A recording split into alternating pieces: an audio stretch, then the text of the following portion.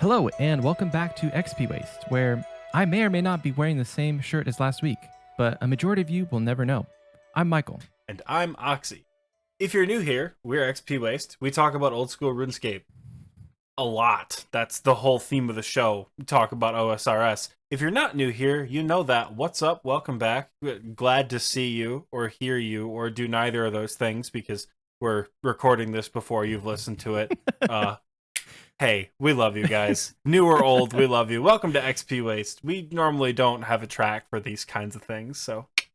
I mean, one day we'll develop a script, but I think, like Oxley literally just said it, we're like, that's not how we roll. So imagine sticking to a script. I like just, flying by the seat of our pants. Michael and I compared notes, and literally, I'm like, how many do you have? He's like, I have 3. I'm like, oh, sick, I have 4. He had 3 words written down. I have 4 words written down. So, it's not like we planned this going into it. We just think of main title content and we call it good. Yeah, so get ready for that. How are you this week? I'm so tired today. This week has actually been pretty good. I started my internship, so I'm working my big internship job. Although I don't have any clients yet because the class hasn't actually started, so they can't assign me any clients. But soon I'll get them.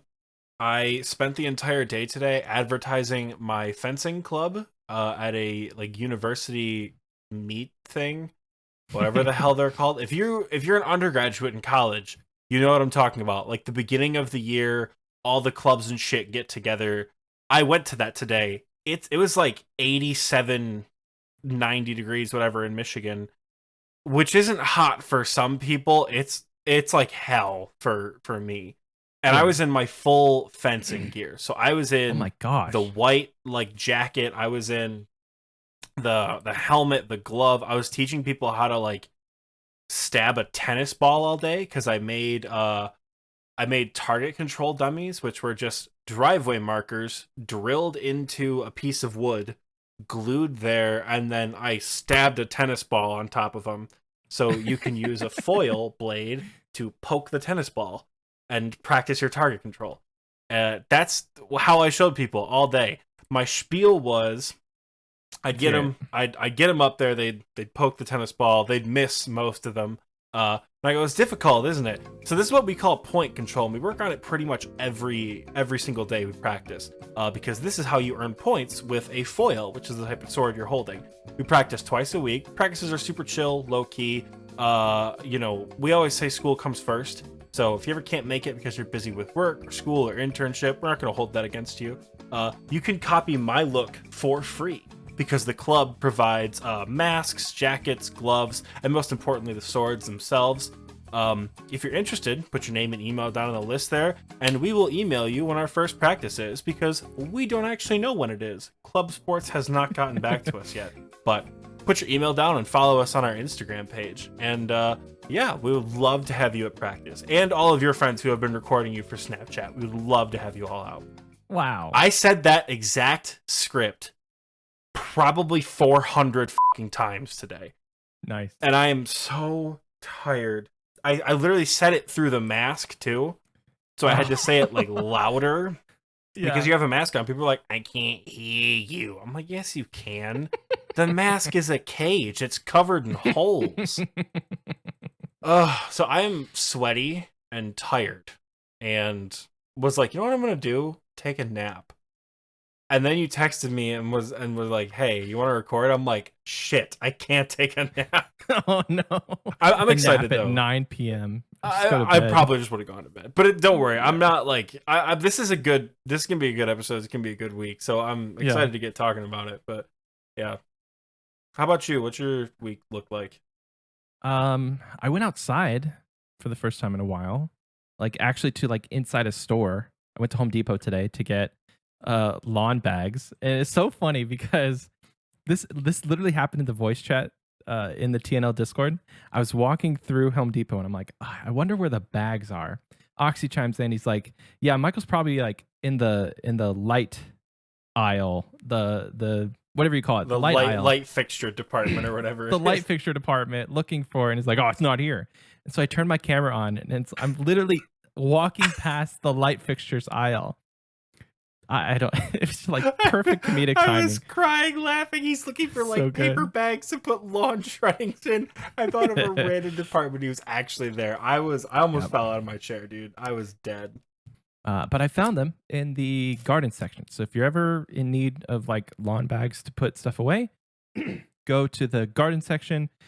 It was oddly by the bricks. Like they don't have it, at least at my Home Depot, they don't have it laid out very well to be like, and this is where these should go. They just kind of put them there, I think.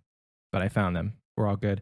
They're actually really cheap. I was $2.50 for 4 bags.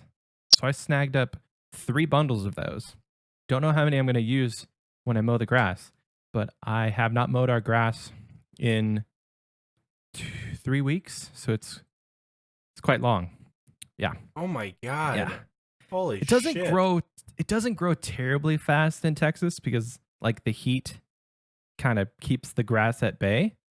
But we have been watering it more often, so anyway, you don't come to XP Ways to hear me talk about me mowing the grass. That's another podcast that we do. knee length grass in Michigan. I swear to God, no cutting the grass. It's like knee length here. It's nuts. Yeah, so subscribe to our grass cutter only podcast coming out next week. But today we're going to talk about RuneScape, and we wanted to kind of dive into a subject that I think a lot of people can relate with, because over the last, I would say, couple months, we've kind of identified that a majority of our listener base is either coming back to old school, or they just started, or it's like you guys are stuck in the mid game. Got a lot of mid game, maybe getting into the late game. But if you're in the camp of folks that this is like you're coming back to old school RuneScape from a huge hiatus, or you're brand new, like some of my friends are, this episode is for you. So we're going to kind of talk about what we wish we knew when we first started, so that you don't have to wonder, is essentially the direction we're going with this one. Mm-hmm. This came from an inspiration we got from a fan of the show. I guess we got an email from, I want to say his name was Hydraulic Monkey. Also Dustin. Shout out To Dustin. Who emailed and asked like, "Hey, I have no idea what I'm doing. Like, what should I know about the game?" I think he was a returner or had just started. I don't have the email in front of me. I'm sorry, Dustin. I'm very tired. But I texted Michael, or no, Michael texted me about the email, and I'm like, we're totally taking this for a topic. So Michael and I each thought of a few things that we personally think we like wish, almost like what we wish we would have known about. And then we asked around. We asked newer people. We asked people who had like just started playing the game. We asked longtime members of TNL who have been playing the game since like 2006, like straight through, like just sort of dealt with evolution of combat and then came over to old school like after Zaya came out. Like people have been playing for a long time. What they wish they would have known. So we've gotten kind of ideas from a bunch of different people, and we're really excited to share this week with you guys because we think it'll be a lot of fun. I love these kinds of episodes. I love them. Before we get started on that, Oxie, I quickly want to do a little bit of promo, if you're cool with this. Okay. I know we usually save promo for the end, Mm-hmm. but I think this one deserves some sort of urgency. So on our Patreon, if you're listening to this the day it comes out or within the first like 24 to 48 hours, we have a promotion going where within our first month of people subscribing to the Patreon, you get a special reward, which is a personalized postcard sent to you from us. So anybody who subscribes to the Patreon before September 3rd will be, you qualify essentially to unlock that reward. So if you've been thinking about joining the Patreon, it would be a cool little thing to get a handwritten postcard from Oxie and I. So that's all I'll say as far as promotion. We'll save the rest of that for after the break. 2 things to add to that. Number 1, it'll be Michael or myself because I don't think he's going to come to Michigan to handwrite postcards with me. So I feel like we're just going to split it up and you'll just have to guess whose handwriting is whose. And to that point, if September 3rd is the cutoff for that first whole month of the Patreon open. The day this episode comes out, you have until this Friday. So if you're one of the diehards who listen like day of release, you know, if you're in our DMs like, where's the YouTube video escape? You have until this Friday to be qualified for that postcard. Then Michael and I are just gonna randomize who gets postcards from who. So I will say I believe that there's no restrictions for international either. So if you're worried about all that kind of stuff, like it's a postcard, I don't think it's going to be that big of a deal. We'll have to look into it. No. But yeah, this postcards does are also, super easy. Yeah, it's literally a piece of paper. But this, you can opt out. So again, like if you want to join the Patreon and you don't want to get a postcard, it's completely optional. I think for us to be able to send it to you, you have to willingly give Patreon your address so that we can send it. So there are some logistical things like that. But yeah, don't worry about international because I think we'll be good there. One thing I'll add for international, just from my experience trying to like send people things overseas and having a people like family in the post office, the U.S. Postal Service is really funny about sending international items without the first and last name of the recipient. This is specifically for packages, but I've never really sent a postcard overseas. So I don't know if we have to put like an international shipping label. If you're outside of the United States and you have signed up for this and it's something that interests you, be aware that we may need your first and last name. If that's something you're not okay with, that's totally fine. We can send you like an e-post quota on something over. I was actually thinking Discord. about that. Yeah, so if you're not comfortable with us giving like having or utilizing like the full extent of your most basic information for this, we'll send you something on Discord because I feel like the name on Discord is far less doxing unless you're stupid and me. But you know, Oxie and I could like go on Photoshop and just make a personalized postcard for you and have it be special. But yeah. Oxie, I was thinking about logistically if we didn't want to split it up. Like I could sign a bunch of postcards and then just mail you a box full of postcards and then you sign them. But we can work that actually could be a lot of fun. Yeah, that could be a lot of fun. So you might get them from both Michael and I. It might take 40 years to get to where you are because we're going Christmas. Yeah, you might get them at Christmas. Bro, we should pose with Christmas sweaters just in case it goes super late. That'd be so dumb. You get it like September 9th. It's just us in like our ugly sweaters. That'd be so stupid. Although we should send Christmas cards for XP. We 100% should send XP's Christmas cards. I am so down. We'll put that in the bag for later. Yeah, just save that one for later. Well, cool guys. Today we're going to talk about the thing that we already mentioned. So, did you want to start off or do you want me to go first? I'll go first. Yeah, I'll go first. This one I'm going to start with possibly the most complex one on my little list right here. I have it pulled up next to me. The RuneScape clock runs 100 game ticks per minute. So a game tick is 0.6 seconds. This clock, these game ticks, dictate everything in the game. Literally everything. Combat, skilling, boss attacks, movement speed. Game ticks literally determine how this game works. Understanding game ticks on a base level, for me looking back, would have been helpful when I was starting to get into bossing in PVM. I got 55 Slayer. I started, when I was trying to kill Vanstrom, when I was trying to kill Galvek, that would have been super helpful to understand how game ticks work. Weapon speed is a big one affected by game ticks. Like the Abyssal Whip, for example, is a 4-tick weapon. So that means that what's 0.6 times 4? Is it 2.8 seconds? I think. Don't know. I think that's 6 times 4 is 24. 2.4 seconds then. 2.4 seconds. A whip, which is a 4-tick weapon. God, we do math all the time on the show. Attack. That's how quickly it attacks. One thing to know about game ticks is eating food takes a certain number of game ticks that interrupts combat. So you lose DPS. which is a term you hear like end game upper level players use. Like, oh, you're losing DPS and corrupted because you're eating outside of tornadoes or something like that. Oxie, what does DPS mean? Oh, damage per second.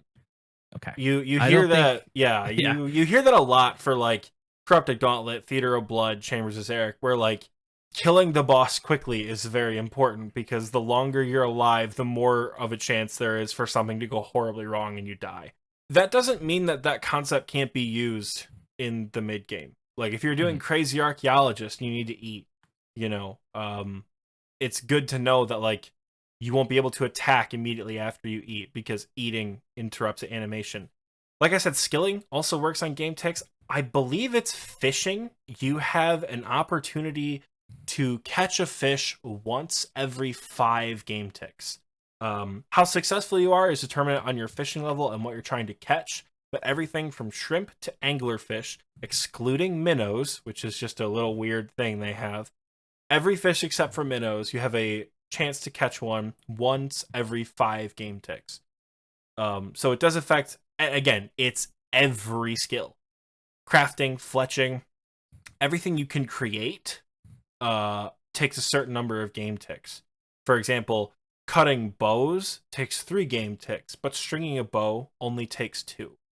I'm going to link the RuneScape Clock wiki page in the description down below because I could probably spend an entire episode talking about game ticks. Yeah. And quite frankly, I think it would just bore the shit out of people to hear me give examples of this.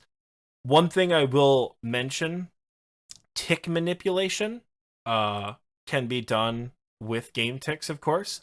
There are a lot of, like, literally on the wiki it says common methods. 3-tick barb fishing, which is what we talked about. There's 2-tick wood cutting in Prifdinus, which is very popular among the TNL boys right now. There's a lot of ways to manipulate hunter and cooking, other skills like that. I'm not going to get into Prayer. tick manipulation. Yeah, technically prayer flicking is a form of tick manipulation. Well, I just mean like you can one tick offer the bones if you have the green Oh, right, with the menu entry swapper. I was gonna say, yeah, because I Yeah. don't know if prayer flicking is necessarily tick manipulation in the sense that like it's you have to like quote unquote break the game or whatever. Right. Not that tick manipulation is illegal. It's how the clock works, right? So if you're 3-ticking granite or 1-ticking karambwans, you're not breaking the rules. You're sweating your ass off, but you are not breaking the rules if you're doing tick manipulation.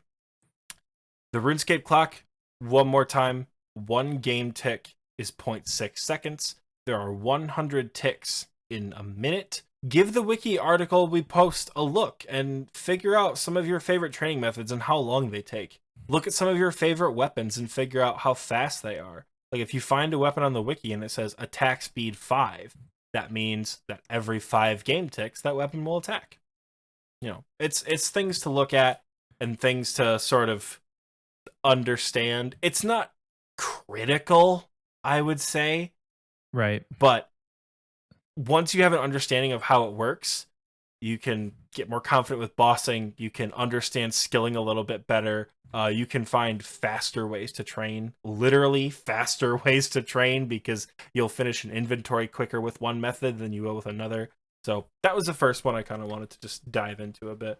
I have a little aside to just a little caveat to the weapons. Mm-hmm. So when you're looking at that like clock, just know like you're gonna see potentially like a bludgeon is a lot slower than a scimitar, but the game is kind of evened out to the sense that a bludgeon is going to hit a little harder.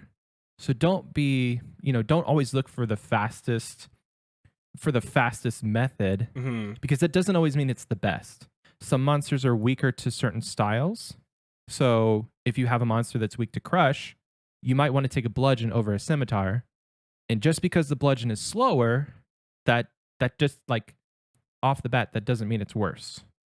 Yeah, that's another thing. Slow does not mean bad. That's a great point for game ticks. Slow does not mean bad. If you're trying to get the world record for fletching XP, yeah, slow means bad. But if you're trying to save money and blow glass, or save money and cut long bows or short bows, like, and it takes you a little bit longer than it would to, I don't know, make dragon darts, which how much did 99 fletching cost you? Did you use dragon darts? No, I did redwood shields. I mean, it costs like 15 mil because you But can't really sell them back. shields take forever. They do. Shields Yeah, are they're really shields slow. are a very good example of something that takes. Oh my god, shields are 7 game ticks. So Michael took a long time to get that, but that's not a bad thing, because even though fletching a dart takes, what does it say on here? It doesn't actually say how quick it is. Darts are one tick, aren't they? Because you can just spam click it. If you do it really quickly, yeah, you can do darts extremely fast. But I don't think they have a limit on the how long it actually takes. I think it's instant. I think if you click it and just let it go, I if think you let it'll it be the go, same as yeah. arrows. So it's like 1 or 2 ticks per like 15 darts or something like that. Okay. So that'll probably be how fast it is. You can click it and just get it done really quick. You're gonna get carpal tunnel, but you can do that. Slow does not mean bad, because sometimes slow means cheap. And if you don't have money, cheap is the best. Yeah. Or if you're like Michael and you are cheap, cheap is the best. Yeah. Cheap method for everything, even if it's very slow. Yeah. One other thing to cap off the tick like the ticks section, RuneLight has a feature called visual metronome, or I think they have an actual metronome that will beep, beep, beep every 0.6 seconds if you're into that. So if you want a visual or an audible representation of what the clock is doing in the game, you can download that. That's just in the plugin hub. Yeah, I gotta be honest, I haven't used it very often, but it's very helpful in the Inferno. Like the game clock, understanding the game clock early will help you greatly in the future. Because if you go into the Inferno not understanding how a game tick works, you're f***ed. That's it. That's all I gotta tell you. But yeah. Moving on. Yeah. So I'll take the next one. So my first one is, when I first started, I don't think I used the wiki to its full potential. And in 2021, I would say that the wiki has definitely become more of a useful resource than when I first started in 2013 and came back to the game in 2016. Like, since then, Jagex has partnered with the people who run the wiki, and potentially even people at Jagex do stuff for the wiki themselves. But in the game, in the vanilla client, you have a little button just under the world map. If you click on that button and then you click on something in game, it's going to link you to the wiki page. Like, it'll open up a page for you of that item. So if you don't, like, if you got, say you get a quest item, or you have an item in your inventory in your bank, and you're like, where the heck did I get that? Or what are the stats of this item? Click the little wiki button, click on the item, and it's going to take you to the page. There, again, this could be an entire episode just on the wiki, but the main things that I wanted to call out was, most of the time people just use the wiki for like a quest guide. So if you haven't downloaded the quest helper plugin, or you don't like Slayer music, or if you're Oxie, you prefer the wiki, that can be helpful, but there's so much more that I think you can dive into. The main one that I wanted to call out was strategy guides. So if you go to your favorite boss, or you go to the boss that you're trying to learn currently, you can go and you can read about the lore of that boss. But if you go to the top, it's going to have maybe two options. One of them is going to say there's a moneymaker guide attached to this article, and there's a strategy guide attached to this article. Click on the strategy guide, and that's actually going to link you to how do you get to this boss, what are the closest teleports, what gear should you use in descending order from best to least best, and then what your inventory should look like. So if you don't have, like, if you're not in TNL, or you don't have Discord, so you're not in the gear Discord, the wiki is probably one of the best places to get recommendations for what gear you should be bringing, how your inventory should look, and then a general synopsis of how that fight's going to go. Mhm. So, Barrows is the example. So, they're going to tell you to bring a range and a mage, potentially a melee. Like they have all these different setups and what gear goes with them, and then how your inventory should look. Again, a lot of people just think the wiki is there to tell you why the wise old man has monsters under his bed. But like this is going to be very, very helpful for you, not only in the early game, mid game, even in the late game. I'm still looking up stuff on the wiki to this day, and I've been playing this game for 4,700 hours. I don't know if you can see on my stream deck. This Kinda button blurry, right but here, it's blurry because of the light. It's not showing up very well. That's a hotkey for the RuneScape wiki. I'm 3,000 hours deep on the account, and I have a hotkey for the wiki. that's Because awesome. how many times I have to look shit up about this game. Because if you're playing this game and you're like, I'm overwhelmed, I don't know what to do, you understand that there's a lot that goes on inside this game. You know, people joke that I'm like the lore master, but I probably don't know half as much as people think I do about the game. And when it comes to PVM, oh my god, it is so helpful. Those strategy guides are huge. I think Michael kind of wants to expand on it later, but you don't need the best in slot gear for everything. That's the one grain of salt I'll give you, is you don't Right. need the best in slot gear for strategies. But the wiki will tell you about shit that you did not even know existed. Right. Don't be afraid to fall down rabbit holes on the wiki, because it's definitely worth it. But yeah, the links to all of this from, you guessed it, the RuneScape wiki will be in the description of this week's episode in case you're interested. Got another one? I do have another one. This one's a bit broad. It's just prayer. Just prayer in general. When I was a kid, I trained prayer by burying bone. So when I got back into the game in 2018, I trained prayer by burying bones. I have like distinct memories of killing the frogs south of Lumbridge as an adult, like fresh out of college, killing giant frogs and burying the big bones to get to like 20 prayer and like base 30 melee stats, because I thought that was cool to have all the same number. I still do think it's cool to have all the same number. Prayer is debatably the most complex combat skill. Other combat skills have intricacies within them. Magic, you have different spell books. Range, you have different weapons, although the range meta has been very limited. At this point, the only weapons that really matter for situations, either they're your catch-all, like your Bofa or your Toxic Blowpipe, or they're a bit more refined in their use, like the Dragon Hunter crossbow or the Twisted Bow. Somebody's gonna be like, the Twisted Bow's great. The Twisted Bow is great, but you're not gonna take the Twisted Bow everywhere. It's like the You're not gonna kill blowpipe. goblins with it. Yeah, you could. You're wasting use time, but you could. You probably use a blowpipe to kill goblins. Yeah, or a Bofa. Like that's the whole Chuck point some, of melee. What weapon do I need? What attack level do I need to equip it, or strength level, depending on the weapon. Sick. Very rarely you have to look at like the special attack effects, but after a while you'll kind of understand the special attacks anyways. Prayer drains over time. If you've used prayer, you know that prayer drains at a rate of, let me see what it is here. I think. Oh my god, it's it's different. Individual. Oh yeah, it's.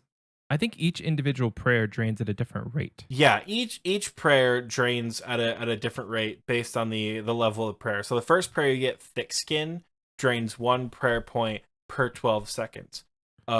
Rigor and Augury, the 2 highest level prayers you get from Chambers of Xeric, drain 1 prayer point every 1.5 seconds. Damn. So they do go pretty quick. They go burr. They go and they drain very quickly. Prayer can be a pain in the ass to get back because unlike hit points, prayer does not recharge. You need to either drink a potion or use an altar. Knowing that different prayers drain at different speeds is important to understand, especially if you're limited on supplies. So let's say you buy rigor and you're doing fight caves, but because you bought rigor, you're super poor and you don't have a ton of prayer potions to use. Eagle Eye drains 1 point every 3 seconds, and you still get a damage boost for range because you have to Mm-hmm. have protection prayers on at the same time. So protect from magic, for example, also drains 1 point per 3 seconds. So with Eagle Eye and protect from magic, you drain 2 prayer points every 3 seconds. Something along those lines there. I think that Mm-hmm. math is correct. Whereas with rigor, I'm not even going to do that math because I'm very tired and I don't feel like doing it. Point is, knowing that different prayers drain at different speeds is important. There's also prayer items that boost your prayer drain effect and make it last longer.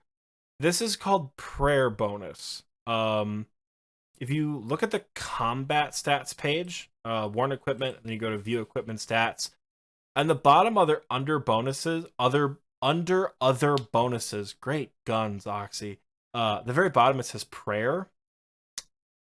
Additional prayer bonus.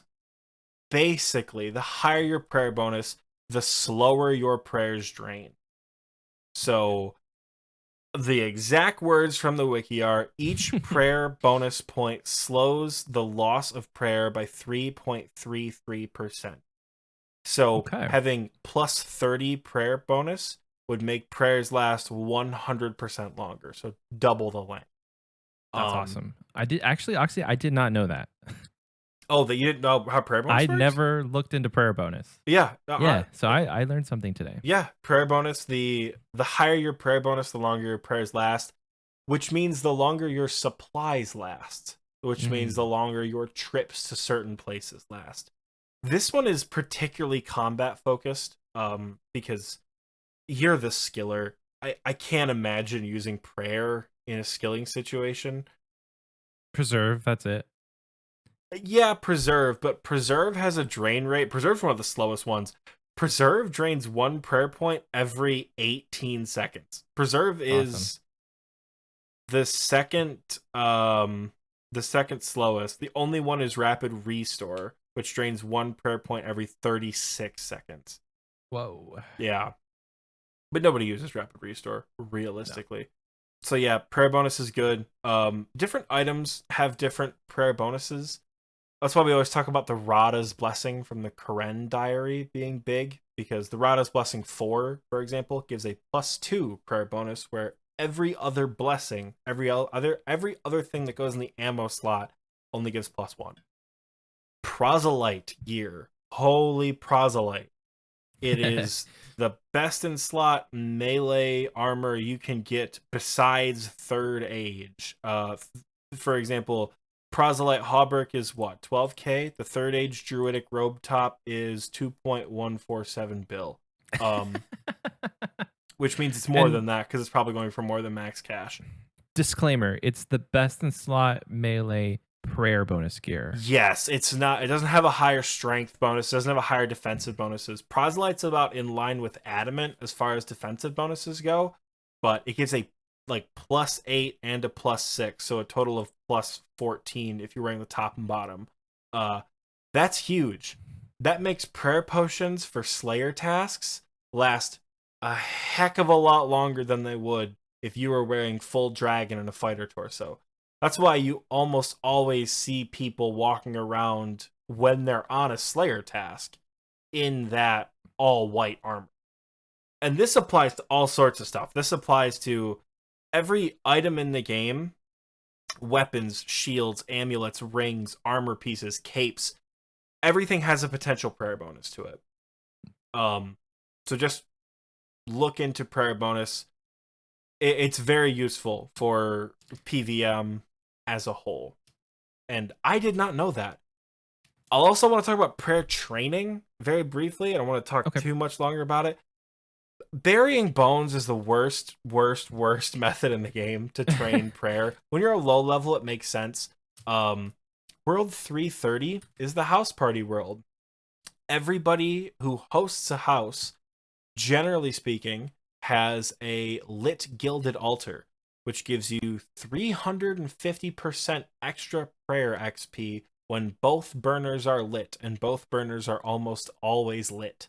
Uh, so you can go in there with any bone, whether it's a bone you get from a man, whether it's a dragon bone, a wyvern bone, a superior dragon bone, if you like throwing money down the toilet, and you will get 350% additional prayer XP. So let me check my calculator real quick. If I'm going to bury a normal bone, I will get 4 experience, 4.5. If I use it as a lit gilded altar, I would get, obviously 350 times that, I get 15.8 experience. Doesn't sound like a lot, but you got to talk, it's a heck of a lot more. It's like 3.5 times more XP, pretty much. I just did math real quick. I know, shocker. So if you're starting out your account and say a buddy gives you like a couple 100K, some people just give their friends starting cash, and you're always like, what should I do with this money? It would literally, in a house party world, go to the GE, buy yourself 200 dragon bones, go and bear, offer them on the altar. This will get you from level 1 to level 43 for 320K. That is probably the best early money you can invest in your account to get full protection prayers all the way up to protect from melee. We haven't gone into what those are really, because like we're not talking to, we're probably talking to people who know how protection prayers work. It's pretty self-explanatory, but those prayers are likely the best prayers you're going to get until piety or rigor or augury. Yeah, I would say there's 3 stages of goals with prayer. The first is protection prayers. So 40 or 37 for protect from magic, 40 for protect from missiles, 43 for protect from melee. The next goal is realistically piety at 70, which is quest lock, and then the final goal after that for most accounts is 77, so you can use rigor and augury. Augury, the arcane prayer scroll is like 400K. Dex is 16 mil, which if you're a poor player, that's a lot of money. If you're a player who was around when the Dexter's prayer scroll first came out, that's like toilet paper to you. Doesn't matter. If you're a specific account build, like a PKing build locked to a combat bracket, 52 is very good for smite. And then 55 for preserve is very helpful for diary boosting.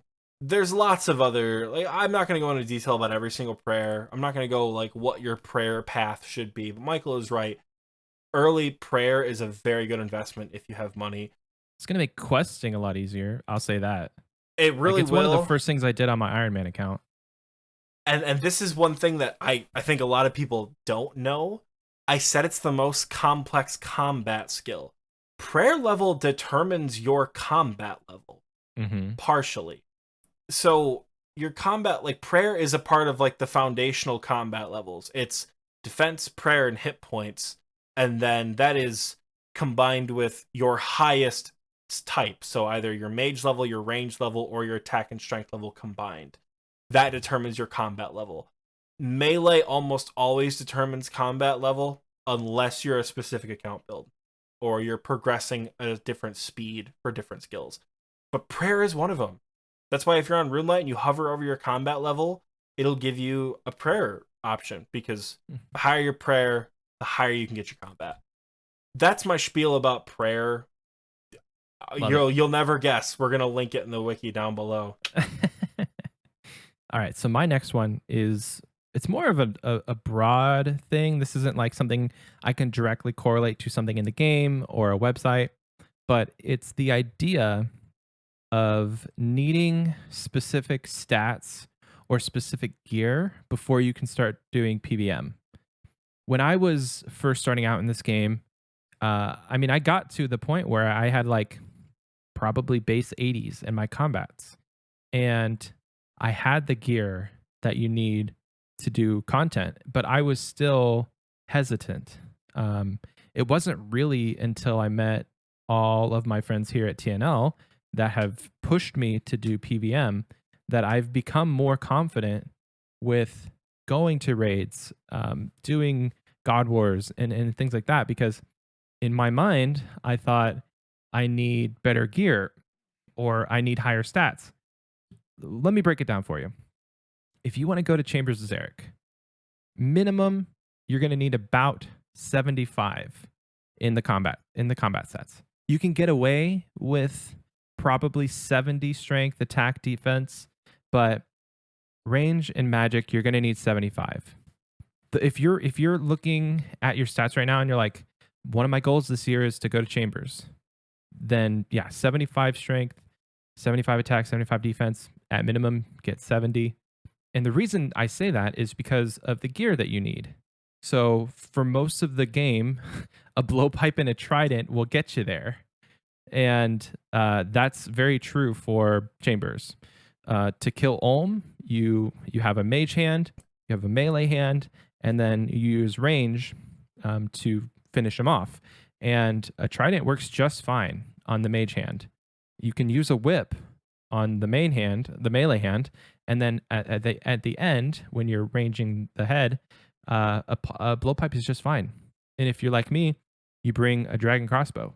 So those I don't listen to the elitist PVMers who say that you need a scythe and a T-bow and inquisitors and like you don't need all of that to have fun in this game and to do content with your friends, because more than likely you're going to do just fine. So again, don't be like me, having mid 80s combat stats, nearing 90s potentially, and just scared to do PVM because you have friends that are potentially a little better. But all that being said, if you are in this game and you don't have friends, I'm going to give it to Oxie for this next one, because I think that's what he wanted to talk about. I want to talk about something that you mentioned a little bit. You don't need T-bow, Scythe, Inquisitor. And I know you want to touch on this. This is why we shouldn't like exchange things beforehand, because it's in the whole episode. You don't need them to get into Chambers. You absolutely don't need them to have fun. If you want to start speed running Chambers of Zarek, if you want to go for Grandmaster combat achievements, you probably need high level gear. So if you are an elitist who refuses to go to Theater of Blood because you don't have a mutagen for your Serp helm, you don't want to look like a quote unquote pleb, that's fine. Go grind Zulrah for your mutagen. That's awesome. That's a sick goal to have. But you don't need, this is what, like we said earlier with the wiki, you don't need that best in slot column to get into bossing. You don't need to have 99 combat stats. Michael is, like he said, 4,500 hours deep. We went to Bandos the other day. We took myself, we took a tank who brought like max tank gear because he really just enjoys tanking. It was awesome. And we brought a learner. Michael said, I'm going to come along just for fun. We're like sick. He goes, do I need a scythe? I'm like, Michael, what? He's like, yeah, it's Bandos. Do I need a scythe and like full like max everything? He's like, I'm like, no, you don't need a scythe. He didn't bring one, but he could have. Like that mentality does affect a lot of people. You really don't need the best in slot gear. Bandos you could do with a whip or a blowpipe, or literally Bandos you could do with any of your big three as a DPSer and be fine. But that's not to say that a scythe into a Kodai for the blood barrage heals is a bad idea. Like you can max out and be a great idea, but it's locked behind this paywall that I don't think a lot of people are going to get to for a while, because how are you going to make money unless you go staking or you do flipping? You're going to need to do content. You're going to need to do Chambers and potentially get that T-bow split so that you can get those gear upgrades. But Void or Elite Void works just fine, and that's literally free to get. So don't be scared. You can take Elite Void a lot of places. But again, that's just my little spiel about it. But to your point about the point that I had, the point that I was gonna make, this is gonna be the whole episode, dude. We actually sourced this one from people within TNL. We got a lot of good suggestions. Like the wiki was one of them that Michael and I had kind of talked about, and a lot of people from TNL kind of resonated with that wiki idea, a lot of people were like, I wish I would have known what Zaya was. I wish I would have known how expensive some of these items were. I wish I would have known what the wiki or what YouTube was. Mm-hmm. But one that kind of stood out to me that was admittedly, in his own words, pretty cheesy. This game is a million times better with other people. If you're playing this game as a loner, I don't mean an Iron Man because, you know, you chose to stand alone, by the way. I mean, like, you literally don't have anyone you play this game with. Like, you listen to XP Waste and you sit and you play RuneScape and that's it. Playing this game with other people is a life changer. Mm-hmm. I promise you, because any grind you have right now is made 10 times better in a Discord call with one other person. I have willingly trained rune crafting and mining for like 10 weeks in a row on this show because I can have a conversation with somebody else. I don't have to think about the fact that I'm just running laps.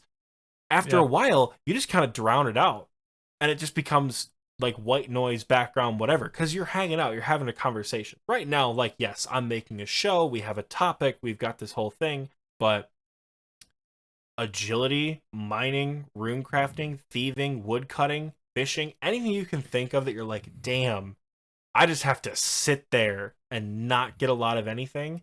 Doing it with other people is so much fun. I know I'm paranoid when it comes to talking to people in game, which is why we always invite you guys to the Discord. But it doesn't have to be our Discord. Streamers who stream RuneScape content all have Discords that they would love for you to join. People who make YouTube videos, whether it's like Torvesta Bodhi solo mission or some random dude with like 40 views on a clue scroll video, like they all have Discords you can join and become immersed in that community. When TMD brought it up that like play this game with other people because he'd been playing it alone for so long, it really does change the way you play. Yeah. It really does, because you'll be opened up to different ways to play the game and it broadens your knowledge base of the game just by hanging out with other people. Right? Like Michael said he thinks he needs max gear to go do everything, and then you hang out with someone like myself who's poor as shit and it's like, what are you talking about? Just like take Fire Strike, you'll be fine. Like, there's always somebody who knows something that you don't, and vice versa. Like you could help somebody else in this game with something that they may not know. So have at least a couple friends. If you don't want to join a Discord, if you don't want to do that, like recruit your friends. Tell them, hey, you can play this game on your phone and I'll teach you how to do it. Yeah. Make sure your Chally's on stab. That's a big one I learned from another person. I thought I was being trolled so hard. We were going for a corp drop during one of our TNL bingos, and we were doing corp for hours. It was horrible. Corp is so boring. And I was with one of our buddies, Immortal, and I could not get any kills. We were in the exact same gear setup, but he had 8 strength levels higher than me. And I was pissed. I'm like, this is bullshit. I'm getting out DPS by like 400 damage every kill. What is happening? His Chally's hitting 50-50, 50-49. Mine's hitting like 0-7. I'm like, what is happening? And Scape joins the Discord call, and I'm bitching about how much I hate Corp, and he goes, oh, is your Chally on stab? I said, oh, you, dude. He's like, no, seriously, is your Chally on stab? I'm like, no, it's on slash. He's like, put it on stab. I'm like, if you're trolling me right now, he's like, no, put it on stab. I put it on stab, 50-50 off the rip. I'm like, oh my god, you learn something new every day you play this game with other people. 3,000 hours later. It is literally 3,000 hours later. It's life changing. Find people to play this game with, whether they're your friends, whether they're complete strangers, whether you just say, you know what, I'm horribly socially anxious, but I'm going to get in a voice call with this streamer because the last time I was invited, I didn't. And now you're a moderator in his Discord. Like, sometimes you just have to go for it because playing this game with other people is just... Before I found like a Discord community to join, I would just talk to people in the game. I know that's not Oxie's style, but like if you're sitting there and you're barb fishing and you see the same person day in and day out, it doesn't hurt to be like, hey, I looked you up. Nice KCs at Cerberus. Just find something in common, and potentially you might be able to find somebody that you can do content with that you may never connect with outside of this game, because that's totally fine. RuneScape has kind of evolved to this thing where people think that you kind of have to have a Discord community to be able to connect, but we have a friends list with a way to message people, and you can do a lot of content in this game without being in a voice call. So if that is too much for you, I encourage you to just reach out to people. Don't make friends in the GE, because that's almost never a good idea. But if you're in a skilling spot, or you're killing rats in the Varrock sewers, like, just hang out with people. That's not even necessarily true, because you used to hang out on that 2K Total World, and you said there were the dudes who would bank stand in Elite Void with Yeah. max fire capes. They don't talk to anybody though. They would have fire max capes and nibbler pets and just sit there and hang out. I had the same thing on one of my old home worlds. So if you see the same people, Michael brings up a really good point. I hate humans in this game. They scare me to death. They're all trying to take my account. I don't want to speak to them. If I'm at the blood altar for days and Hex person, who's right next to me right now, is there with me for 7 days in a row and is like very obviously not a bot, Right. talk to him, say hi. Like, Michael brings. Shut up, Michael. Michael just said hello to Hex person at the mine. Oh my god! Shout out to Hex person and all the other people blood rune crafting with us. Practice right now. what you preach, Oxie. Oh my god! Well, I don't know any of these people. It's the first time I've seen them. It was just an example. But what were you gonna say after the GE thing? The clan system is probably the single best thing that has happened to this game for community. One of my favorite things about this clan system is not the sense that not the fact that you get like cool little icons, that's cool, but the shout out system that they made that literally tells you if somebody has completed a quest, they've hit a milestone, they've gotten a good drop.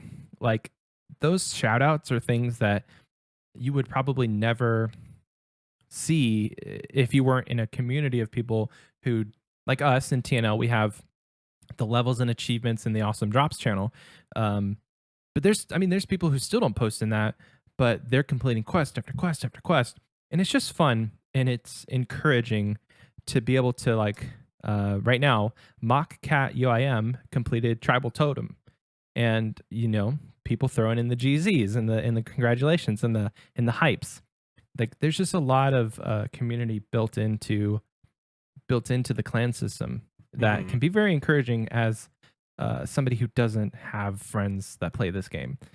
There's always this meme on Reddit that I think people just do for karma, but they're like, I got 99 fire making today and I didn't have anybody to share it with, so I posted on Reddit. Like, you could do that, or you could join a clan and have it broadcasted. well, that could even lead to like joining a clan. Like, how many people have joined our clan just because they like wanted something RuneScape related on the way to work?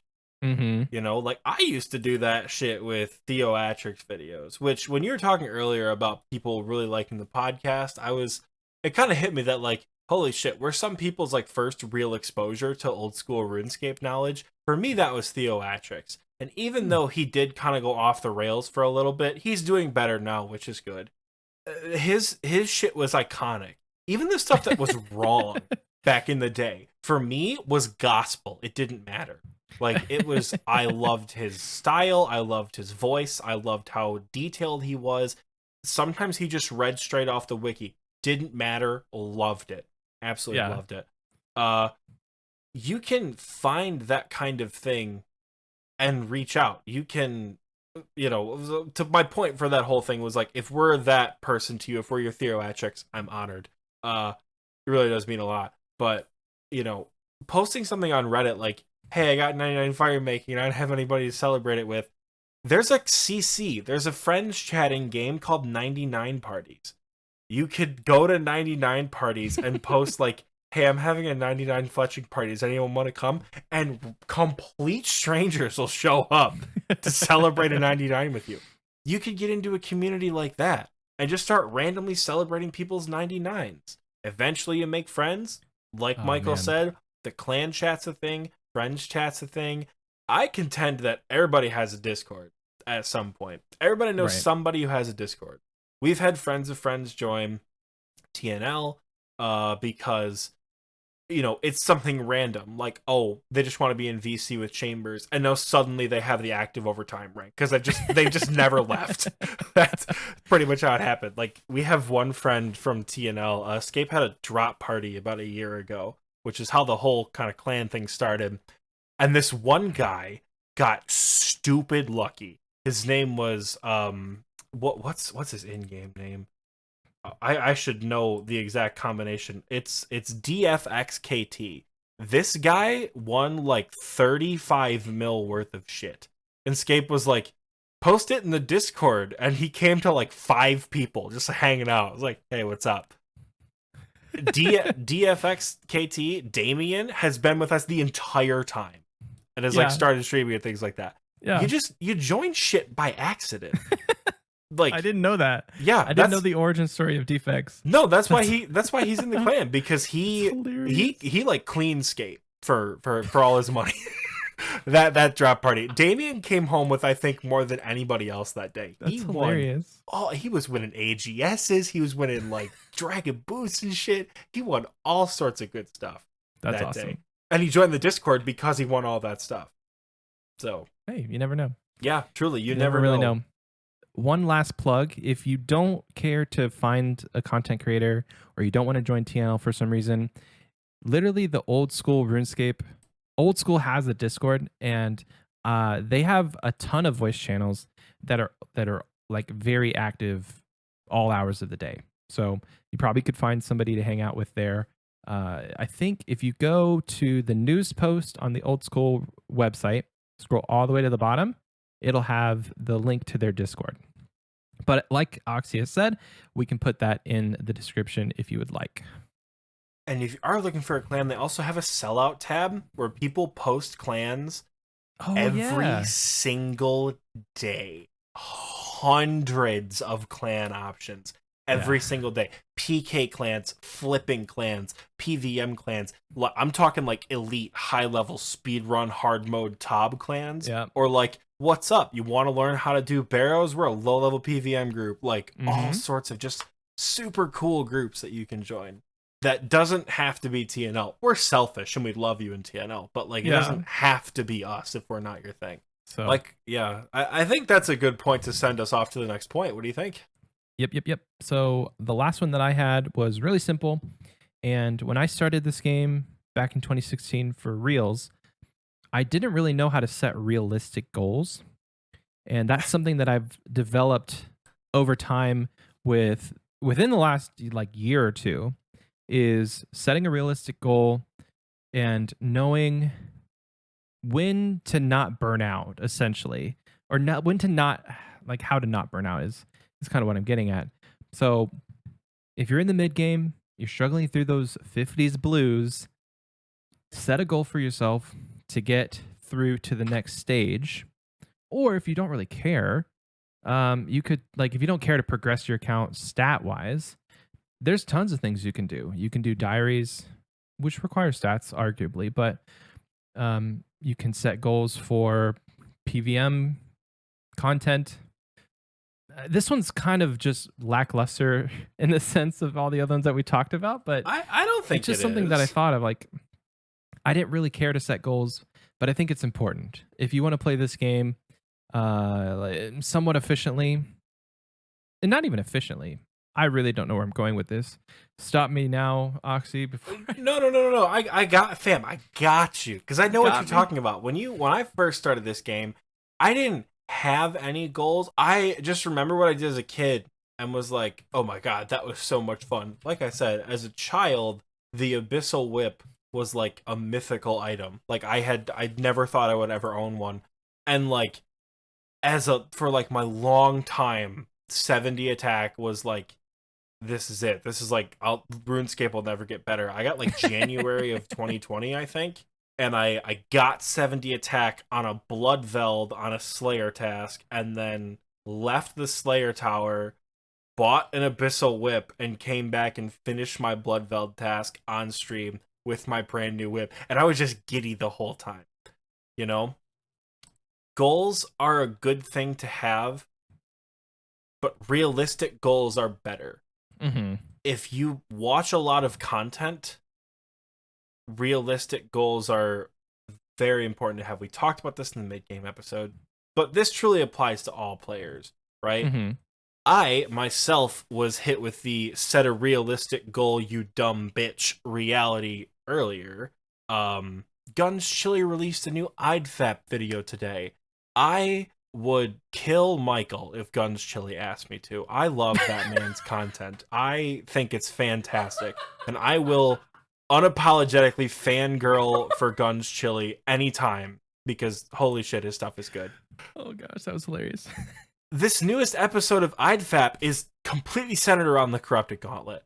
And the shit that this guy does in Corrupted is godlike. He can Wooks walk tornadoes. He just redemptions when he runs out of food. He's like, redemption, whatever, easy kill. He has over 1,000 KC. I'm like, no oh man. way. I'm like, this is the coolest shit I've ever seen. He's pulling armor seed after armor seed after armor seed, making all this money. I'm like, I'm getting into the Corrupted Gauntlet. I got my shit kicked in 5 times in a row earlier at the Corrupted Gauntlet on Lift fight.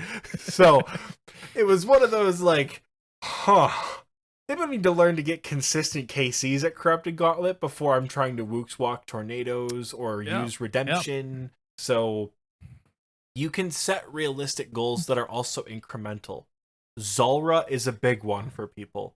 Yeah. Zulrah makes you a lot of money, but nobody tells you how difficult Zulrah is. You need to do it for your diary. Right. So you can make that first incremental realistic goal of like, I just have to kill Zulrah.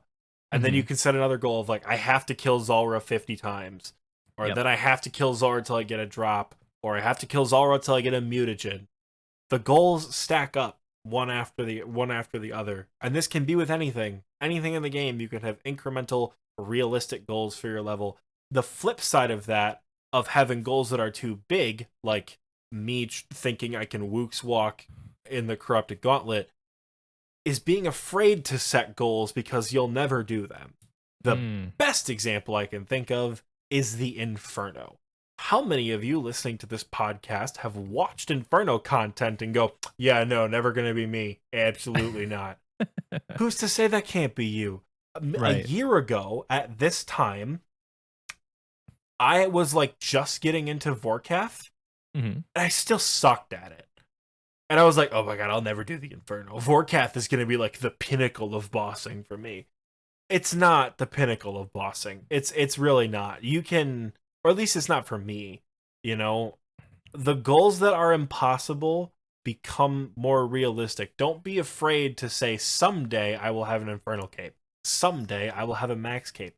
I hate most of the skills in this game. Not most of them. I hate a select few. Thieving, mining, and Hunter are my top 3. This skill sucks because I don't have Herbivore yet. Those are my top 3 right now, and someday I'm gonna get a Max Cape. Let me break this down for you. I get physically ill at the thought of training one more day of mining, and someday I'm going to have a Max Cape. Don't be afraid to set a very long-term goal. Right. They're not mutually exclusive. Exactly. And it can be anything. I was talking to Ralph earlier. One of his goals is to have every jar in his house that he's earned from bosses. Not buy them. He wants to earn every single boss jar.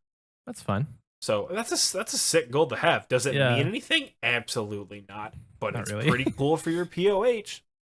Realistic goals are awesome. I think one point that, like, as you were speaking, an example of like how this can go into practice, you spawn in off Tutorial Island, you're like a combat level 3, and your first goal is to max. Let's rein that back in a little bit. Like, that's not a realistic goal. I would even venture to say combat level 3, Barrow's gloves is not a realistic goal. Let's get something a little bit more attainable so that you can avoid burnout, because it's very easy to burn out of this game. And I've had so many friends burn out of this game. And that's why we say realistic. Not because at level 3 you'll never max. Everyone who has a max cape was level 3 at some point. Yep. That's literally how the game works. You know, everyone who is level 3 hopefully got Barrow's gloves at some point. If they did all their quests, do your quests! Just because it's not realistic doesn't mean it's not going to happen. But Michael's right. If you push yourself to something that's monumental, you're going to burn out and hate this game. Right. You're going to hate this game. I was 2K total, and I had to tell myself that maxing was not the goal that I needed to strive for. Even at 2K total, I have 277 more levels to get. But I had to tell myself, let's go for the achievement diary cape first, and then we'll look at max cape. But even after I got the achievement cape, I was still not even ready to say maxing was my goal. I said base 85s, base 90s. 2,200 total. 2,200 total. Now that I'm at 2,200 total, it's seeming like it's more realistic that I can say maxing is my next goal. But you have to go in steps. And if, well, you don't have to, because we can't dictate how you play this game. If you're like Oxie and I, it's helpful probably are. It's helpful to go in steps. If you're the kind of person that needs to have that, like that pinnacle top of the mountain goal that you know you're climbing towards, sure. But you know yourself well enough to say that. We're speaking more to the people who are hesitant to set goals because they may think that they'll never get there. We just want to let you know, like, you can do it. Even if you got that really high goal, you got to know how to climb the mountain, brother. You can't just think you're going to apparate to the top. No, you have to know how to climb the mountain. That's a good analogy for this. I think we have one more, right? I have one more, and it's going to be contradictory to what you heard me say in another episode. I know. And I told Michael I would explain it as we go. I'm ready. I wish I knew, at least had a better understanding of loot tables and money making. I know I literally just said like 3 weeks ago, money making doesn't matter when you're in the mid game. Like save it for the end game, quote unquote. Money matters. Of course money matters. You're going to need gold in this game to buy things.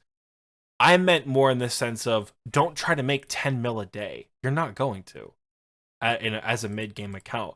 You might make 200K a day, and that's good. But understanding what monsters do and don't drop things is important to understand. You know, monsters like Anku have a shit drop table. Horrible drop table. But they're one of the first high-level monsters players are exposed to because of the Stronghold of Security. Lesser demons don't have anything on their drop table. Most demons, other than maybe demonic gorillas and krill, don't have anything worth it on their drop table. They're horrible for drops. Abyssal demons aren't too bad. Unless you want adamant legs. Yeah, from like a black demon that's like super hard to kill. You know, look at loot tables and look at things that are guaranteed instead of things that are outlandish. Going for a draconic visage when you're trying to make a little bit of money is not a realistic goal. But killing blue dragons for the hide and the bones? That's a pretty good money-making goal. It's not Vorkath. It's not a Scythe Split. It's not Vazani's unique. Right. But it's 200 or 300K for a couple hours in the Tavari dungeon. Ooh, like that's good. Understand which monsters drop what you're looking for to make money. This could be a list that we compose that we're probably not going to, because the wiki, you'll never believe this, has a list of money makers that you can do. And things like dragons are on there. Skilling is on there. You know, there was a period of time where God, what did I kill for good money? I know one thing that I would kill back in the day was Chaos Druids. They're in very low wilderness if you go under in the sewers of Edgeville, but they drop herbs, and that's something that is always almost always consistent money. If you can get a nice Raynar drop, like that's about 7 to I don't know, 7 to 9k. I don't know what the going rate is, but that's something very very easy to kill. I mean, arguably you're in the wilderness, so you have to be careful, but that's a monster that I would kill for money back in the day when I was a Hmm. lower level, even in old school, not just in like RS2. This is in old school. But on the flip side to that, just because a monster has a high level doesn't mean it's worth killing. When I was a Yeah. noob, you know what I thought was going to make me a lot of money? Calphite soldiers. Oh. Oh no, Calphite guardians. The big Right. ones that are outside the KQ lair. Mhm. There's a photo on my Twitter. If you go way back in my media, it'll be like noob takes on first real Slayer task. Whoa. And I'm going to kill these Calphite guardians in just the shittiest gear possible because I'm like, this is it, baby. I'm making bank. The average drop of a Calphite guardian's like 800 GP. But I thought because they're a high level, they're going to drop me things. High level doesn't mean good drops all the time. Yep. Look at the monsters that you want to kill. Look at the money making guide. See if they line up. You don't need millions and millions of GP. You'll need To money for start. you'll need money Yeah. for prayer pots. You'll need money for food. You'll need money for buying necessary items for quests. Like, you'll need money for skilling grinds for quests. We have the running joke in the clan that like don't make money, just have rich friends. But like as we just talked about, not everyone has rich friends. So like construction is expensive. You have to buy construction in small pieces. That's okay. If you have a consistent moneymaker that again isn't Theater of Blood, Fazani's whatever, as a mid to late game account, you know, it'll be good. It'll be extremely helpful to chip away at those kind of goals because while money doesn't matter in the mid to like early late game, it still matters. Yeah, it's exciting to get your first green stack, like your first green cash stack. Oh That's a yeah. vivid memory for me. Like, I don't remember a lot of the early game, but I do remember the first 10 mil that I made by myself. And it's exciting. I want to add a it's point to this, and yeah. it's kind of a point of encouragement to say a lot of the stuff you're going to see when it comes to like quote unquote money making is they emphasize like GP per hour. I would venture to say that GP per hour doesn't really matter. What you probably would just want to look for is, are you having fun doing this? And are you able to sustain some sort of like, are you making more money than you're spending? Because like supplies can be expensive, buying gear is expensive, but if you're having fun doing it, it's way more important than if you're making a mil per hour, which is very rare that you can find a method that you can make like really good money just starting out. That's the point, is just starting out, because there's lots of methods you can make a lot of money per hour. Even Vorkath or Zulra on a good day, you can make a mil an hour without uniques. But again, you're just starting out. Michael's absolutely right. You don't need to focus on GP per hour. If you have an infernal max cape, yes, GP per hour is a little bit more valuable to you. Yes. But again, this point and pretty much all the points in this episode are aimed at people who are like, what the hell is this game? Like, what am I doing? Even if you really enjoy it, there's still some things you might not know. I kind of got hit with, it was a little bit humble and a little bit like, oh my god, Oxie, you are an elitist. Like I said, we went to Bandos the other day. We took a learner. Shout out to Meg and Haley for the Bandos trip. We didn't get any drops, but it was still hype. And I was, telling Haley, the learner, that like, all right, you're gonna want to take, this many range pots, this many restores, and she brought like a bunch of sharks. As a DPSer at Bandos, you don't need any food, like at all. You hardly Right. take a lot of damage. So I was trying to tell her, I'm like, you can take less sharks, it's okay. And she's like, all right, what should I take instead? I'm like, range pot, brew, restore, perfect. And she bought the individual items off the Grand Exchange. And my first thought was like, why don't you have this in your bank? Like, why don't you have this banked? And then it hit me that, like, holy shit, she's got 70 combats. Like, this used to be me. That, like, I Yeah. used to buy. I was like, is 4 prayer potions going to be enough for this Slayer task? Because, like, that's all I can afford right now. 100% I would run out of prayer potions and have to bank to go get food because I couldn't afford more prayer potions. I was just tanking hits on Slayer tasks. Holy shit. That moment of trying to help that inventory Yeah. really kind of like, A, Oxie, you are a bit of an elitist now, you son of a bitch. B, it really kind of like humbled and set me back a few paces of like, I did used to be in this exact position. Right. Like, and We all were there. again, we talked about it yesterday when Michael and I were recording our Patreon only episode. Shout out to the people who have the Patreon only episode. It's hard to say it without sounding like a condescending dick at this point of like, you know, oh, why don't you have this in your bank? Because sometimes we really do forget that like this literally used to be us. But honest to God, I would get like Snapdragon seed drops and sell them to buy more prayer potions Yeah. to continue this Slayer task that I was on. Like I would leave in that moment. If I got anything, I got a Dragon Dagger Alk. Oh, you know it, baby. We're going to go buy 2 more prayer potions. I used to be poor as shit. Yeah. Like, I say I'm poor right now. I just refuse to liquidate my loot tab, you know?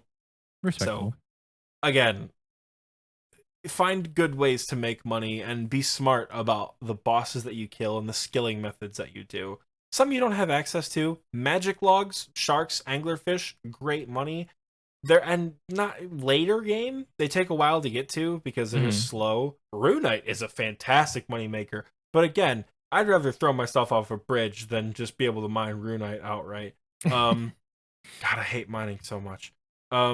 Yeah, you can do this. Again, you can make money without needing to make a lot of money at a time. Yeah, just don't get discouraged. That's the point I was trying to make. It's like if you're not making a mil per hour starting out, it's fine. Yeah, that's another big one that does tie into having friends like we talked about in the mid game. Don't get discouraged. Like honestly, don't get discouraged if you're not making as much money as people around you. I just want to reiterate that from the mid game episode. Right. Yeah. Well, I think that's all we had for this section. This is gonna be a long episode. I literally was about to say that. Buckle in. We still got the fun question for y'all. Woo! But yeah, we'll send it to break, and we'll be back after this commercial.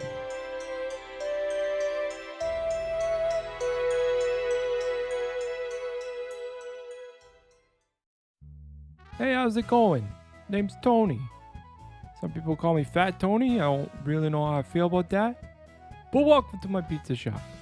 This is Tony's Pizza Bases, located out here in the wilderness. I don't know how to feel about that, but it's kind of the hand you're dealt, you know? I can hear you asking me right now, Fat Tony, why are you out in the wilderness? Why are you out there? Well, I'm fleeing for my life, you know? I had to flee Misthalin. There's this nasty rumor about me that I poisoned old King Rold. There's no basis for that. So you come into my shop out here in the wilderness, what you gonna get? I got everything you need to make a pizza. Got your cheeses, got your tomatoes. Hey, and if you kill a rat out there, I'm sure you could probably find some meat for your pizza, but if you ain't into that, I don't know what to tell you. If you come out here, come out to the wilderness, I'll make you a pizza you write your mama about it. I know it's gonna be dangerous, right? I know that. But I'll tell you right now, it's worth the risk. Come and see Fat Tony. Come and see for yourself. Your time is valuable, and so is mine. I got some bandits to feed. They're getting kind of hungry. I'm gonna hit you with my tagline and close it out. Here we go. The name's Fat Tony. I'm an expert in pizzas, both the making and the eating. Oh, real quick before I go. If you ever out in Drano Village, I got a cousin named Fortunato. Tell him Fat Tony said hey.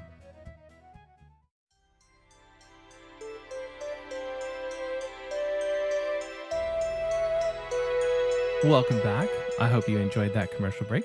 I know that we sure did. So this is the part of the episode where we give a shout out to our Wise Old Man and KBD tier patrons because we appreciate you guys' support. Not that we don't appreciate the support of the other folks, but this is a perk of these 2 tiers. Shout out to the gnome child. Shout out to the gnome child. These 2 tiers with the KBD and the Wise Old Man, that's a perk that you get a personal shout out within the episode. So give a big shout out to Oxie's dad, Spartan Fire, Jordy, and Rune Riot 96, who is hanging out with us today in the recording booth. That's also a perk of those 2 tiers, is that you can listen to us live in the Discord, which is a lot of fun. I did want to quickly highlight something that we're doing with the gnome child and on pretty much the whole Patreon as it stands. So, hey XP Wasters, sorry to interrupt. Michael here in the edit. We did receive word after we recorded this episode that this next section we're about to talk about could potentially be considered a breach of Jagex terms of service. So take everything we're about to say in regards to the giveaway with a grain of salt, because we're still trying to A, figure this out, and B, get some confirmation from potentially JMods, Jagex themselves. So I just wanted to throw that in there for you guys. Sorry to interrupt. Now back to the episode. Well, Oxie and I wanted to give back to the community. And one thing that we have set up within the TNL Discord is the XP Waste giveaways channel. Now, to have access to this channel, all you have to do is subscribe to the Patreon. So any tier will get you access to that channel. We're going to be giving away a month's worth of membership via 2 bonds. So 2 old school bonds. We're going to give away 2 old school bonds every single month. So if you think about it, I mentioned this last week, business proposition for you. You have a very good chance to only have to spend $1 to get your membership paid for that entire month if you win consistently every month. Likely or unlikely, I don't want to say, because by the time this episode comes out, we could have 300 people in that Discord channel, and then I sound like a jerk. So I don't know, but Just gave me chills. Jesus Christ. in the spirit of the game, good luck. But yeah, so if you want to join the Discord, at least, we'll have a link in the description. It's very important. This step is very important because I've seen a lot of people joining the Patreon recently who have not connected their Discord account. So if you go into Patreon and there's a section in there, I'm not quite sure, just Google it.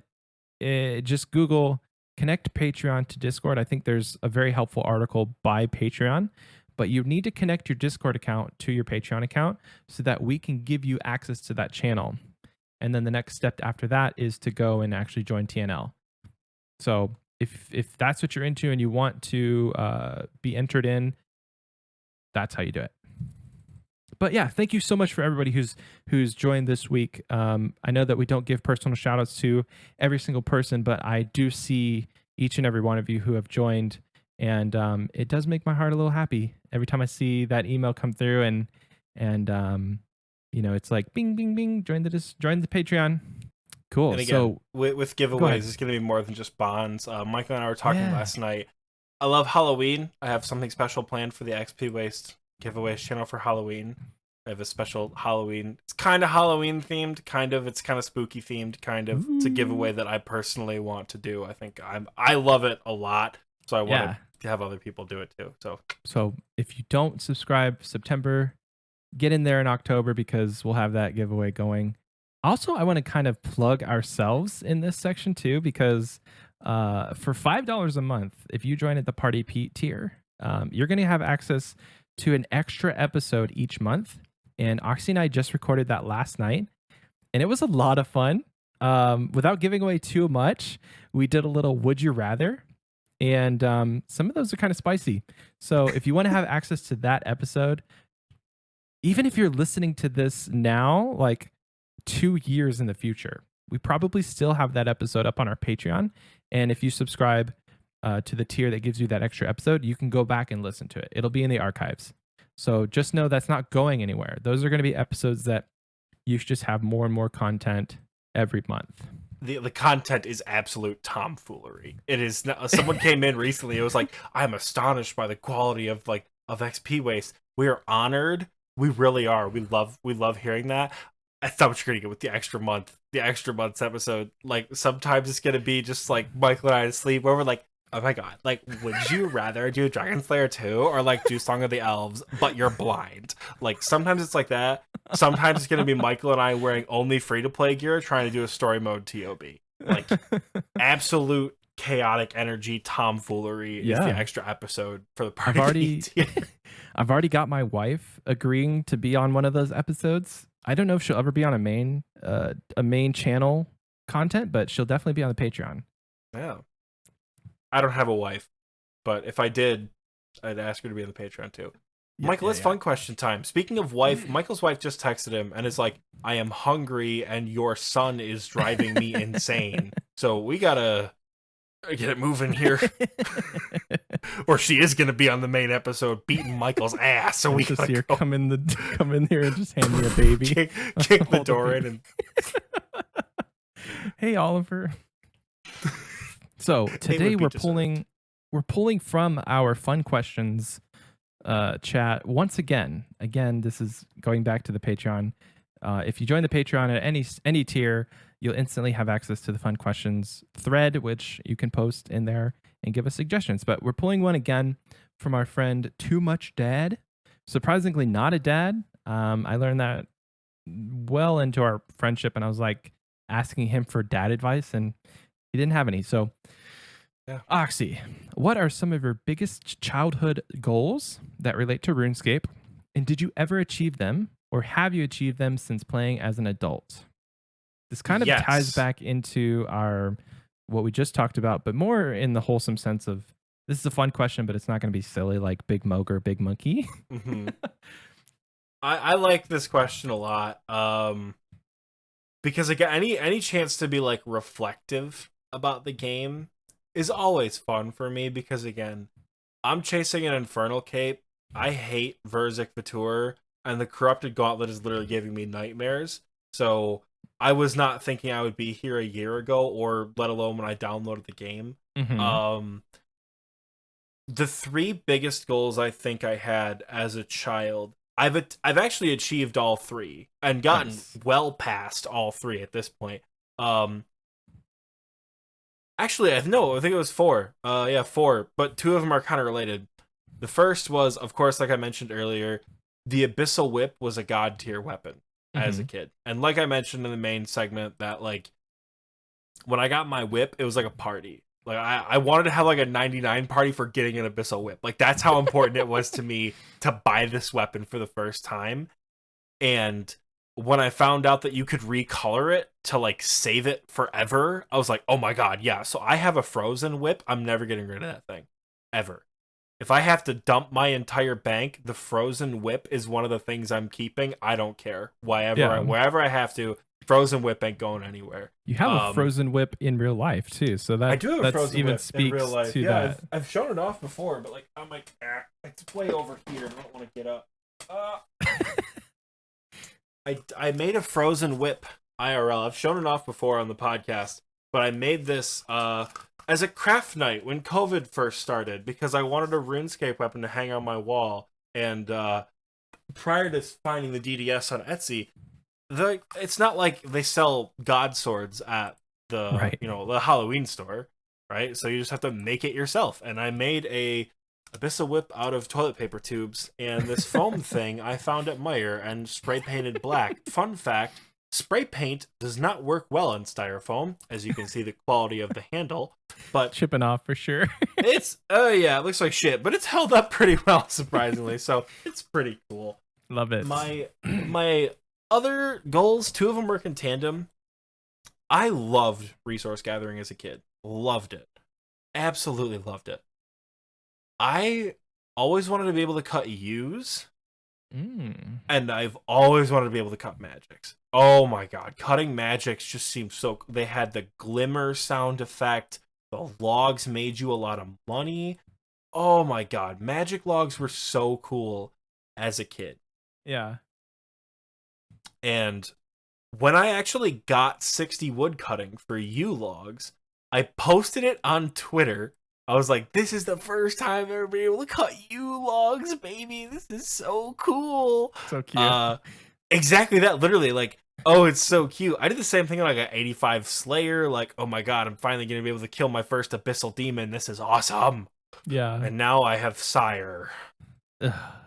Anyways, yeah. So those were two goals that work in tandem. And to go along with those two goals, another big one for me was catching sharks. I always wanted to catch sharks. Like I said, I spent a good majority of my childhood in Catherby. So always loved the fishing skill. Like, always loved the fishing skill. Even now, when fishing kind of makes me like, ugh, for real, it's still my favorite gathering skill for sure. Yeah. And I always wanted to be able to catch sharks. And I remember the day I got, is it 75 or 76 for sharks? I don't even remember. That's I think it's 75. Couldn't tell you. My sources tell me it's 76 fishing. When I got 76 fishing, I was in a meeting for an organization at my university, and it was so stupid. I like turned my camera off and went and turned my camera back on and just kept barbarian fishing. I'm like, we can catch sharks now, baby. And then I had the horrible reality that sharks are some of the slowest XP in the game. Yeah. And like 9K an hour. It's so bad. They're so slow. And I didn't know that. So like, who cares, right? I was like, go catch some sharks. I left barb fishing to catch sharks, and my XP per hour plummeted. After like 20 minutes, I'm like, this kind of sucks. So I have not only met, but far exceeded all of my childhood goals. Again, I have 85 woodcutting, I have 83, basically 84. I just CBA getting the other 10k XP actively, and I'm almost max melee. No, I'm not. I have 92 attack, 94 strength. Otherwise, we're pretty close. Yeah. The point is, I'm rushing content that, not Jesus Christ, after 3,000 hours, it's not rushing. I'm pushing content that requires far more than a whip. So, yeah. Yes, I've met all my goals, and I am very happy about it. How about you? What were your goals? I didn't really set goals as a kid, unfortunately. And that's why I don't think my RuneScape 2 account really ever broke like 1,300 total. I look at my account now, and the biggest accomplishment I ever got on RuneScape as a kid was 99 cooking. And I think that was that one goal that I had set for myself because I wanted to make some money. Like, even to this day, cooking is a profitable skill. So getting 99 cooking is not a bad idea. It's going to take you, probably 30 to 40 hours. But it's not a bad idea. And since coming into this game now, that goal has stuck with me. It was the first 99 I got on my account in Old School, and it is a active goal for me to get 200 mil cooking when I max. So it's kind of a nostalgic thing, but I'm really racking my brain for any sort of goals that I had as a kid, and I just kind of derped around in this game. Like, I didn't do much. Same. Making money, probably. I can't. I'm bad at it. I know. That's kind of why I got excited earlier talking about when I got my first green cash stack, is because that was something that was not really a thing that I did as a kid, but making money as an adult it's just, you understand the game a little bit better. I may be able to stretch it and say like I wanted to get the quest cape as a kid, but I don't even think that was necessarily even a thing, or that I had the wherewithal to think about a quest cape. But I don't know. Mine's just kind of boring, but it does bring back a fuzzy feeling knowing that I got 99 cooking first, and then it was also my first one, and then in this game, and then it'll be my first 200 mil, and that stuck with me. I love cooking. It's my favorite skill. And I think a good way to word this too isn't necessarily like childhood goals, because like a whip was never my goal. When honest to God, a whip has very well been like a Vesta's longsword in DMM, the most sought after item you could possibly imagine. Yeah. that goes for unfathomable prices, that the power with which is unmet. It's a whip. And as a Right. kid, I thought it was like the greatest thing ever. You know, again, magic logs and sharks, whatever, dude. You know how many hundreds of magic logs I have in my bank? How many thousands at this point I have just from PVM? I don't Yeah. cut magic logs at this point. You bet your ass you know where I'm gonna get 99 wood cutting and 99 fishing. Yeah. I'm gonna get Sharks. 99 wood cutting at a magic log, and I'm gonna get 99 fishing at a shark and catherby. Yeah, there you 100%. go. Not because I actively do it, because as a kid, it just seemed so unattainable and impossible that I never Yeah. set them as a goal. You know, like we said earlier, don't be afraid to set yourself goals that you might not be able to meet. Right. I also wanted a Granite Mall as a kid, and those are meaningless to me now. So right. sick. I used to alch them back when bounty hunters was a thing and they were at alch price, but now you shouldn't alch them. Don't know. They're worth Granite way Mall, more than no. that. Yeah. Thank you for the PvP market for actually increasing the price of an item. Wow. Yeah, it's good. So I think, I mean, the only other goal that I could probably think was after you gave that sort of explanation of not necessarily a goal, but just something that you wanted to attain for or that you wanted to go for. The Dragon Scimitar was one of those high tier PVM items that I thought was so cool. And even to this day, like when you get your Dragon Scimitar in your account for the first time, it's fun. Like, it's a when your cool thing main to hand have. weapon is also your motherfucking mouse cursor, that's pretty cool. like that's a good goal to have. That's pretty cool. Hell yeah. Yeah. Love that. Yeah. That was a good fun question. I have Yeah. this like in the back of my head, like crying baby. So not to rush you guys, but it has been almost 2 hours for us recording time. It's going to be a long one, but good time to wrap it up, Oxie. Great time to wrap it up. I'm gonna rapid fire this. Links, description below. You know where to find us. Twitter, Instagram, TikTok. You know the drill. Spotify, Apple Music. Leave reviews, leave likes. YouTube, like, subscribe, do all the things. Anchor, whatever. Follow us, whatever. Patreon, if you feel so inclined. The absolute minimum is $1. Like we said, we asked. It couldn't get any lower. We love your guys' support. Beanies Customs, code XPWaste, 10% off a sick-ass hat. It's going to start to get a little colder. You can wear your sick-ass hats. It's going to be awesome. I don't think I'm forgetting anything else. Join our Discord, TNL. Join the clan. Come speak to us in-game. My private chat is never on. Slow it down a little bit. You're Two things. veterans, people. We know the drill. Michael's got a kid. We gotta go. The link or like the link for the Patreon is patreon.com/xpwaste. If you don't want to look in the description or somehow you don't know where that's at, it's the only place we have it. So that's why I say this. Patreon.com/xpwaste. And if you need a link to the Discord, PM us on one of our social medias because everything's in the description. But if you're just having a hard time finding it, let us know. We'll get you the links. Okay. Did we talk about the fact that when you join the Discord, you have to accept roles in order to talk? No. Because that's That come is up a few times as well. important, People yeah. have been like, hey, I joined and I can't speak. When you join the Discord, you have to select Start like, here. yeah, Introduction, start get here. roles. Literally, get roles. It's you like wave to become a normal member of TNL, and you click on the microphone to get the XP Waste role, which just gives you access to like the XP Waste channels within the Discord, which I didn't actually have at first. I'm a moderator, and for some reason I couldn't see him when it first popped up, so I had to react to it to see him. I'm like, we have to change this. This sucks. Yeah, the wave is very important because that's what allows you to talk in TNL. Yeah, you whether or not you're XP Waste, you have to click on that wave. Right, and then Or else you the won't be able little to talk. mic is just to say, "Hey, I'm from the podcast," because we love seeing that. Yeah, it gives you like a neat color. You can just Yeah. hang out. It's fun. You make it different. Yeah. We gotta go. We'll see you guys next week. We love you all very much. See you next Wednesday, y'all.